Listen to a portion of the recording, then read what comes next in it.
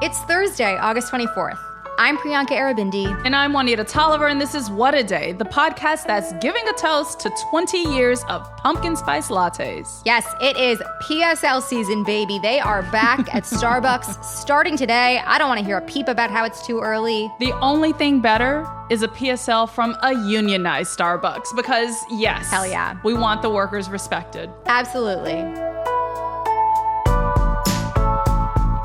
On today's show, the man who led a mutiny against the Kremlin in June is presumed dead in a plane crash. Plus, Fyre Fest 2 is coming, and the first round of tickets is already sold out. But first... You don't take somebody like Fauci and coddle him. You bring Fauci in, you sit him down, and you say, Anthony, you are fired. That was just a small clip of the absolute chaos that took place in Milwaukee last night during the first GOP presidential primary debate of the election season. Yes, plenty more chaos where that came from. But to break it all down, we are joined by Crooked's editor-in-chief, Brian Beutler, and Alyssa Mastromonaco of Crooked's Hysteria podcast. Thank you both so much for joining us. It's great to be here. Thanks, guys. All right, y'all, let's jump right into it. So the debate started on the topic of the economy, with Ron DeSantis immediately going in on Bidenomics, saying it must be reversed. Chris Christie largely agreed, and Nikki Haley came in with this bit. The truth is that Biden didn't do this to us. Our Republicans did this to us, too. When they passed that $2.2 trillion COVID stimulus bill, they left us with 90 million people on Medicaid, 42 million people on food stamps. No one has told you how to fix it. I'll tell you how to fix it. They need to stop the spending. They need to stop the borrowing. They need to eliminate the earmarks that the Republicans brought back in. And they need to make sure they understand these are taxpayer dollars. It's not their dollars. All right, so I got to know, what's your take on what she had to say, and how did that set her apart from the others on stage? And Brian, let's start with you. I was reminded when she said that I think earlier this week, she said something to the effect of, we don't want unions to come pollute the economy in South Carolina, right? And so that's like a big flank of Bidenomics. And she, I suppose, is going to want to take that message that Bidenomics and his support for unions is poison or toxic in some way to Wisconsin, Michigan, Pennsylvania, big union states. And she's going to bring the whole Republican Party along with her because the whole Republican Party agrees with her about unions. Their attacks on Bidenomics will possibly ring true in the current moment where inflation hasn't come all the way down, where people are still adjusting to the fact that their wages are rising faster than inflation. But when it comes to the fall campaign, as long as the economy is continuing on this trajectory, that message is going to fall flat, and they're going to be left with things like, we need to disband unions, which is not going to help them. I do think it's so interesting how they really seem to hate teachers' unions. Oh my gosh, 100%. What's different, you guys, about teachers' unions than the makeup of other unions? It's so strange why they seem to hate teachers' unions so much. But also I thought that, she dipped her toe into the, am I going to speak truth to power? Am I going to separate myself from everybody by saying what I know to be the truth instead of saying what I know people want to hear? The one thing that was interesting about the very beginning of the debate, and it did sort of haunt me throughout, I am so surprised any of the campaigns agreed to booing, to any reaction from the audience.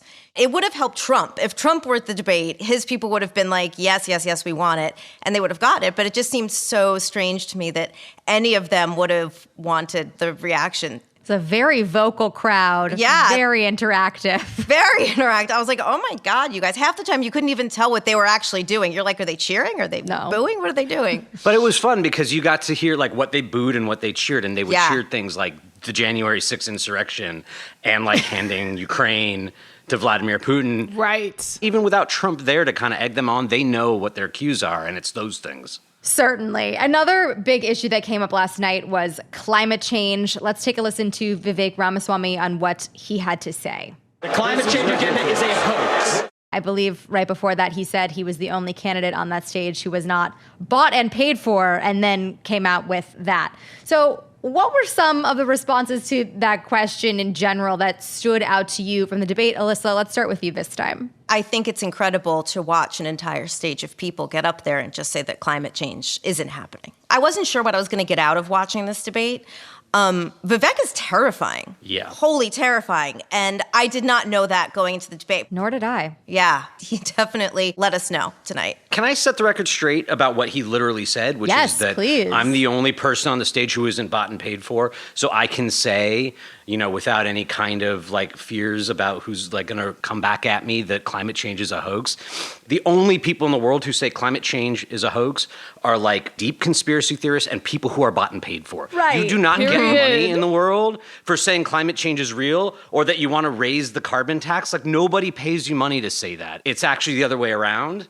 I guess in a Republican primary field where they're maybe kind of playing footsie with like maybe we shouldn't be such climate deniers, it makes sense to try to frame it that way. But I really think what he's doing is like he is just like trying to find the Trump wavelength so that Trump, if he's watching, is going to be like, Yep. I say climate change is a hoax because Trump says climate change is a hoax. I say I will pardon Donald Trump because I hope Donald Trump is watching and will know that I'm the only person willing to go there because he made everyone in that auditorium hate him, including people in the audience turned on him. But like he doesn't care about any of them. He only cares about Trump. Such a good point. 100%. And when he said it, I was like, oh, he just locked in the VP position if Trump becomes the nominee. Like, that's exactly what his mission was.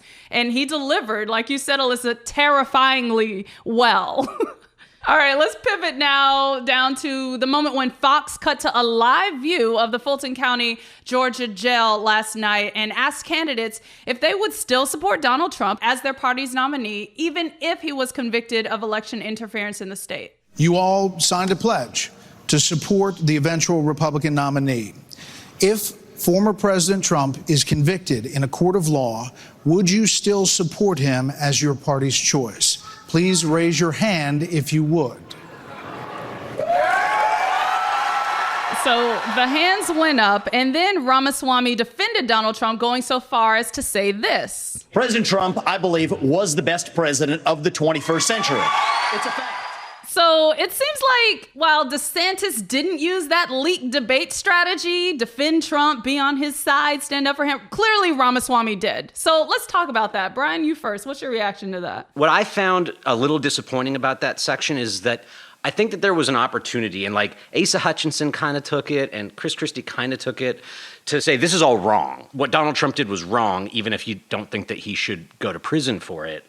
What they didn't do was use that fact, which is, it's true, right? Everyone in the room knows it's true, but they weren't able to parlay that into a way to make all the Trump sycophants from Ramaswamy on down look ridiculous, like look cowardly and look craven. Chris Christie leapt to Mike Pence's defense for having not participated in the coup, but he didn't turn that around to say, and all you people who won't say that, even though you know it's true, are cowards and shame on you. But he could have. And I think that in part it was because Ramaswamy was just shouting at everyone and getting in their heads and frazzling them that he wasn't able to find that pitch. But that was the pitch I was looking for, the one that might have unsettled things in an interesting way and gotten more people to say, okay, our position on Trump is untenable.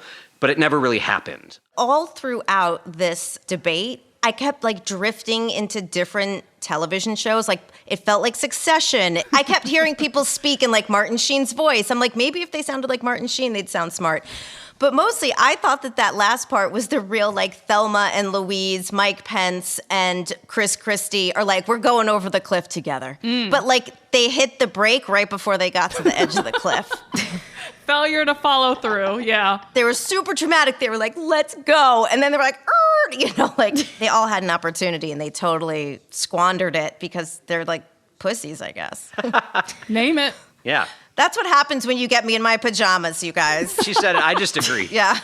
So in general, a lot of finger pointing, a lot of interrupting on that stage last night. But when it came to the issues that were discussed, from abortion to education to UFOs, bizarrely, who stood out to you and you know, who faded into the background in this debate? Alyssa, let's start with you. Let's caveat everything with, I don't agree with these people, okay? No, totally. Absolutely. Heavy Absolutely. asterisks. Just caveat. I feel like Mike Pence had a pretty good night. He did a fairly nuanced job of taking credit for the Trump stuff while saying Trump didn't uphold the Constitution, you know, which is he's pretty clinical about it too, right? He's like, he didn't uphold the Constitution. I did. So I thought that Pence had a pretty good night. Honestly, Vivek, for having never debated like this ever, I thought he did a pretty good job. And Chris Christie, of all of them, I think has the most well-reasoned plans. Even if I don't agree with them, I think he's the person who's actually thought through from A to Z on like half of it, I think. And anybody that faded into the background that you may have expected more out of? Not that you expected to agree with. You know, I kind of thought DeSantis was like, you know, Homer Simpson into the hedge. Yeah. Yes. 100%. He's like, listen, they've all decided to take each other down, so I'm just going to be real quiet. You know, he had like the Vaseline on his teeth. He just kept smiling. He was like, if I don't move, they won't notice me. Exactly. What about you, Brian? Any standouts and any flops? I would say that the candidate who had the best night at the debate was Donald Trump. The candidate who was on stage who had the best night, for the reasons we've already gone over, was Vivek Ramaswamy. Not because anyone likes him. Like, again, everyone came to hate him because he's just a cock. Yeah. He did a better job than anyone else playing to Donald Trump's narcissism. Yeah. And I think that he might well be rewarded for it in the future. Pence warmed up, and he's finally gotten over trying to straddle this line where he's like, I'm going to be like kind of pro-Trump, but also I don't appreciate that he tried to get me killed. And somehow, despite having taken every possible position on Trump 3 times, Nikki Haley came across very in command and like swatted down Ramaswamy very eloquently and like forcefully. I agree that Ron DeSantis was oddly absent.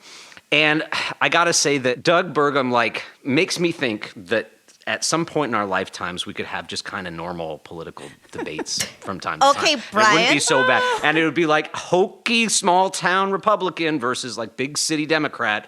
And we'll just talk about that instead of whatever all that crap was that we just listened to. His closing statement was the one in my head. I was like, if Martin Sheen was giving this, I'd be into it. Looks like Martin Sheen, too. You Kinda know, looks like I him, was yeah. like, okay, his delivery wasn't good, but in another voice, in like moderator voice, it would have been much, much better. But Nikki Haley and Vivek yelling at each other were like Logan and Kendall blaming the chocolate milk in the Range Rover on Shiv. I was like, this is outrageous, like that this is happening. I can get with that 100%. And of course, we cannot forget Tucker Carlson's interview with Donald Trump that debuted on X at the same time as last night's debate. At the very end, Tucker asked Trump this question.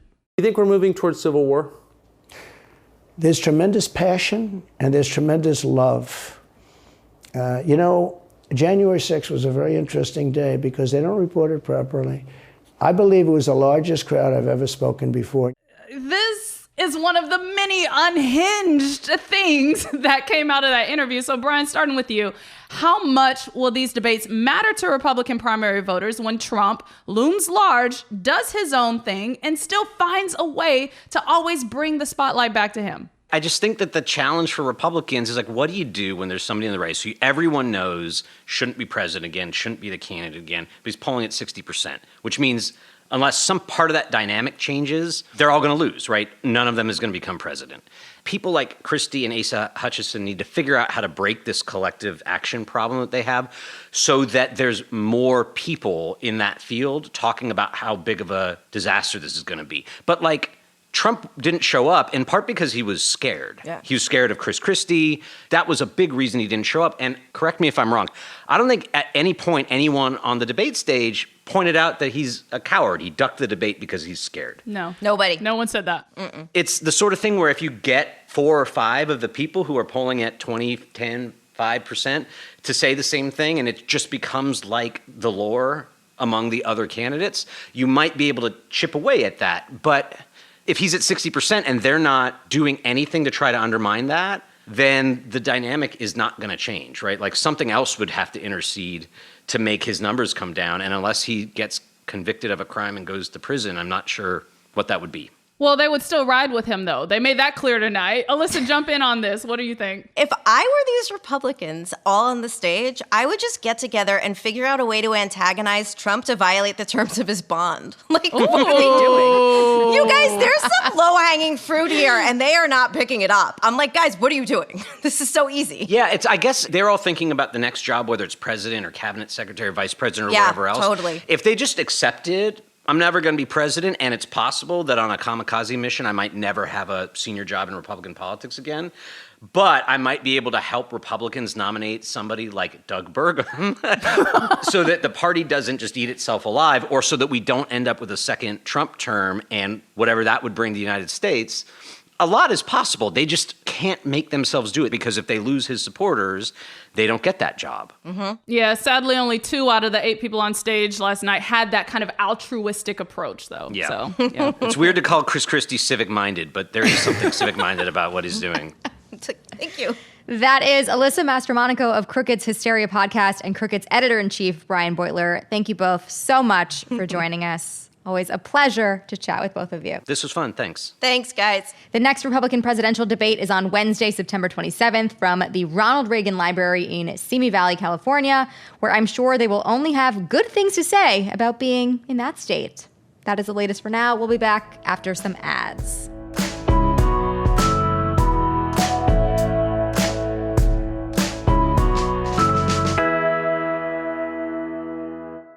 Finding the music you love shouldn't be hard. That's why Pandora makes it easy to explore all your favorites and discover new artists and genres you'll love. Enjoy a personalized listening experience simply by selecting any song or album, and we'll make a station crafted just for you. Best of all, you can listen for free. Download Pandora on the Apple App Store or Google Play and start hearing the soundtrack to your life. Want to shop more efficiently? With Instacart, you can get everything you need in one app and check out with PayPal using one login. Plus, Instacart helps deliver the order right to your door in as fast as 1 hour. Instacart. Add summer to cart. Visit instacart.com to get free delivery on your first 3 orders. New Instacart customers also get $25 off your order of $75 with code PayPalNew25 when using PayPal through September 30th, 2023. Additional terms apply. Milestone moments are special because of the time they mark for you and your loved ones. Blue Nile can make them even more special with jewelry gifts that'll show them how much you've valued every second. Honor September birthdays with elegant sapphire pieces or shop classic diamonds for timeless sparkle. At Blue Nile, you'll find expert guidance and a diamond guarantee that ensures you're getting the highest quality at the best price. Go to BlueNile.com to shop the original online jeweler. That's BlueNile.com. Let's wrap up with some headlines. Headlines. Russian authorities said yesterday that Yevgeny Prigozhin, the leader of the country's paramilitary Wagner Group, died in a plane crash just outside of Moscow. While U.S. intelligence hasn't been able to confirm reports of Prigozhin's death, the military chief was listed as a passenger on the plane that crashed, killing all 10 people on board. A quick little refresher on who Prigozhin is: he was a close ally of Putin's, who served as the chief of the Wagner Group, a group of mercenaries for hire that has typically operated in Africa and other parts of the world in partnership with the Kremlin. Wagner has been critical to Putin's invasion of Ukraine ever since last year when they were recruited for the war. But back in June, as you may remember, Prigozhin led an armed convoy towards Moscow. He called it a, quote, march for justice, after he accused Putin of launching an airstrike on his own fighters. Prigozhin ended up calling the whole thing off before the march actually reached the city, but it was momentous. The move marked one of the biggest threats to Putin's leadership in over 2 decades, and many were shocked when Russian officials exiled Prigozhin to Belarus without pressing any criminal charges. But it seems that the military leader may have met a similar end to that of Putin's other enemies. If confirmed, Prigozhin's death could give Russian authorities the opportunity to formally take over the Wagner Group. I feel like since June, we have been waiting to see what would happen to this man, and it's exactly as everyone feared. Yeah, it's the Putin playbook. Sadly. Absolutely. More of Trump's co-defendants in the Georgia election interference case turned themselves in yesterday, including former New York City Mayor Rudy Giuliani. He was formerly Trump's personal lawyer and played a key role in pushing claims that the election was stolen from Trump. He faces 13 felony counts. His bond was set to $150,000. And like other defendants, Giuliani was released after booking and taking a pretty fugly mugshot. Listen, they can't all be winners. They can't all be good mugshots. Also Wednesday, a federal judge rejected efforts from 2 former Trump administration officials, Mark Meadows and Jeffrey Clark, to avoid arrest if they don't surrender by Friday's deadline.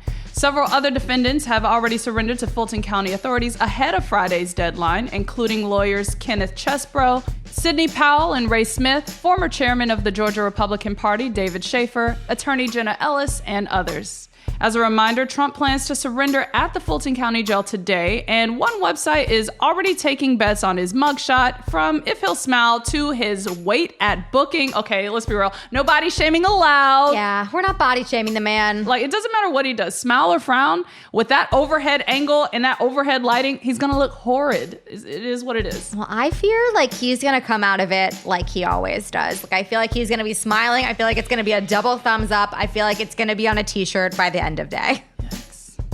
We have two big losses in the fight for abortion access. South Carolina's Supreme Court, which is newly all men, just for the record, upheld the state's new near total ban on abortion by a 4-1 vote. That new law bans abortion after cardiac activity can be detected in the embryo, which is typically around 6 weeks of pregnancy. The court reversed a decision made in January that struck down a similar ban, which declared that the state constitution's privacy protections include a right to abortion access. And that decision was written by, you guessed it, the court's only female justice at the time. Up until now, South Carolina had allowed abortion until 22 weeks. Meanwhile, in Indiana, the state's near-total abortion ban was upheld on Monday after their state's Supreme Court denied a rehearing on the case. On June 30th, the court ruled that the abortion ban does not violate the state's constitution until it was challenged by the ACLU. But that denial of a rehearing means that the ban will take effect within days. Some updates on the devastating Maui wildfires. As of our recording time at 9:30 p.m. Eastern, the death toll sits at 115, and authorities have identified 27 victims. Among those who perished in the fires was 14-year-old Quiero Fuentes. His family held a memorial for him earlier this week on what would have been his 15th birthday. Take a listen to what his brother told Hawaii News Now. He had a very kind heart, a very good heart. I wish I could have made more memories with him. He was too young. If we still had time, I know he would have been a very, very, very good man. Oh, this is heartbreaking, not only for the Fuentes family, but the people who are also going to have to repeat this sad, tragic ritual of saying goodbye to their loved ones. Yeah, far too soon. Meanwhile, the number of people who remain unaccounted for has risen. We told you on Tuesday's show that 850 people were missing, but the FBI has updated that number to over 1,000. Rescue workers have been working with local officials to compile a list of who's missing, and that process has become somewhat easier now that cell phone service is back in Lahaina. But several names on that list don't have a lot of identifying information like gender or age. Some of them are even just first names. Plus, the amount of tourists and unhoused folks in Lahaina complicates things even further because they're harder to trace and get in contact with. Local officials will start releasing names of those unaccounted for in the coming days in hopes that the community can help find them alive. And finally, Fyre Festival is back, and the first 100 tickets have already sold out. Finding it hard to believe, but it's true. Founder and fraudster Billy McFarland announced Fyre Fest 2 earlier this week without a lineup or a specific location. Of course, all that is known so far is that it'll apparently take place in the Caribbean by the end of 2024. People committed. They don't know anyone who's going to be there. They know that the whole first thing was a scam. Sounds like these people are pretty fucking dumb, but that's okay. The first set of tickets went for $499, and per the website, the next tier of tickets start at $799, and the highest value tickets are going for $7,999 a piece. No Taylor Swift, no Beyonce, absolutely no reason to pay this much money for anything associated with Billy McFarland. Especially when you can literally book your own flight and hotel for these prices and have a grand old time in the Caribbean. Like, have a lovely vacation. Yeah, without putting $1 into Billy McFarland's pocket. That seems like a win for everybody. McFarland's first shot at making Fyre Festival happen was back in 2017, and as we all probably remember, it was a total disaster. The music festival was advertised as the, quote, cultural experience of the decade, but when ticket holders arrived at the Bahamas expecting luxurious accommodations, they were met with cheese sandwiches and disaster relief tents and all those pigs on the beach that, I'm sorry, will never be out of my brain. You might remember the pictures that were posted all over social media. In 2018, McFarland pleaded guilty to wire fraud and was sentenced to 6 years in prison. He was released last year and was sent to a halfway house in New York. And now, I guess he is back for round 2. The only burning question I have about this is is Ja Rule down? Like, has he promoted this? Like, is he on board? I actually think a hysterical marketing campaign for this would be like to get all of the original, like really famous like models and influencers to like post about it again. Zero lessons learned, but here we go. I mean, if we're not going to learn, there are several documentaries out at this point.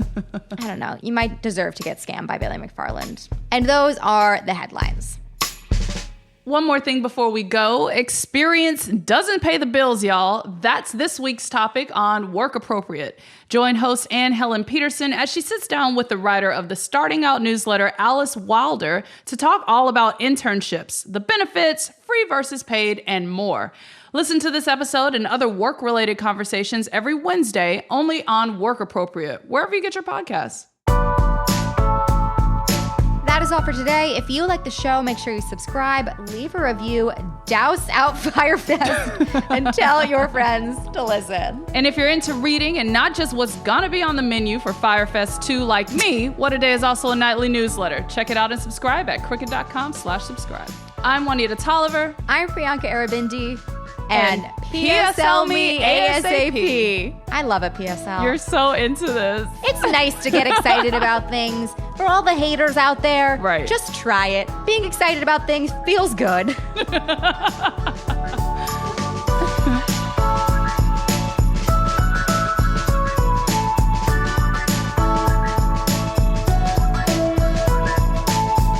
What a Day is a production of Crooked Media. It's recorded and mixed by Bill Lance. Our show's producer is Itzi Quintanilla. Raven Yamamoto and Natalie Bettendorf are our associate producers. And our senior producer is Lita Martinez. Our theme music is by Colin Gilliard and Kashaka.